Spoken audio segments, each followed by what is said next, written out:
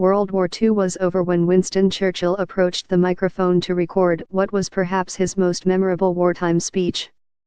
It was 1949, almost 9 years since the German army had overrun France and driven British and French forces into the pocket around Dunkirk.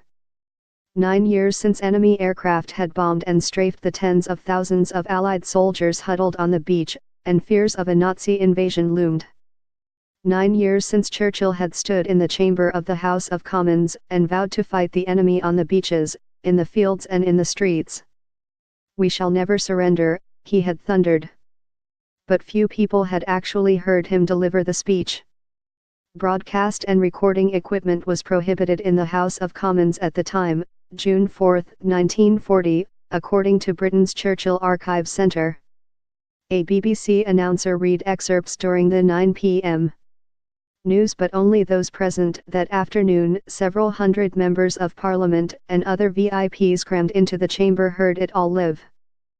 So 4 years after the war ended in 1945, the former, and future, Prime Minister, then 74, sat in his country home, Chartwell, outside London, as a recording company readied equipment to capture Churchill reading the speech for posterity.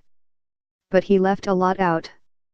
The original speech was about a half-hour long, historians believe. What was recorded appears to be only about 12 minutes or so. And, executed almost a decade after the desperate spring of 1940, the recording lacks the probable punch of the original. It's missing the cheers that news accounts say echoed in the chamber during the speech. And it's missing Churchill's poignant reference to the absence that day of Sir Andrew Duncan, President of the Board of Trade. "His son has been killed," Churchill said. Enter Gary Oldman, who portrays Churchill in the new movie, Darkest Hour. Oldman, made up with Churchillian jowls, round-rimmed spectacles and blue polka-dot bow tie, delivers an impassioned version of the address. Dunkirk, no movie could fully capture one of the great dramas of World War II. One of the many wonderful things about Darkest Hour is that it gives us the opportunity to hear that speech delivered as Churchill might have in 1940, said Michael Bishop, director of the International Churchill Society and head of the National Churchill Library at George Washington University. It really allows people to see and hear Churchill delivering one of the greatest speeches in the English language. In a packed House chamber. At a moment of extreme peril, he said.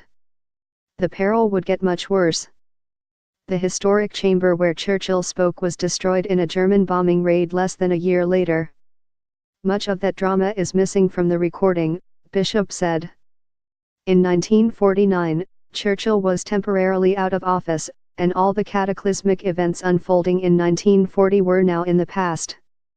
The German eruption, that swept like a sharp scythe across France, a phrase in the original but left out of the recording, was part of history now. The fall of France to the Nazis had been reversed.